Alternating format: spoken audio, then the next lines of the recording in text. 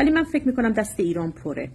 چون مثلا ترامپ میخواد چه شرطی بذاره، میگه مثلا اگه قبول نکنی فلان شرط منو میذارم تمام زیرساختای ایران رو نابود میکنم.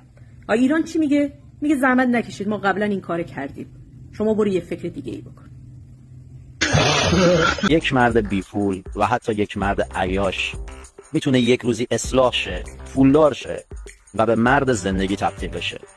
ولی یک دختر خراب، یه دختری که لنگشو واسه 10 نفر وا کرده، هیچ وقت نمیتونه به زن زندگی تبدیل بشه و مادر خوبی واسه بچه‌هاش میشه. زیاد از حد به هیچ کس ابراز علاقه نکنید. آدما از نم نم بارون خوششون میاد، ولی از سیل نه. لایک و ساب یادت نره. آجرای جلو در خونه دلمو شکستی، تهش همه بدم میکنن و میرن و تو هستی. من به همه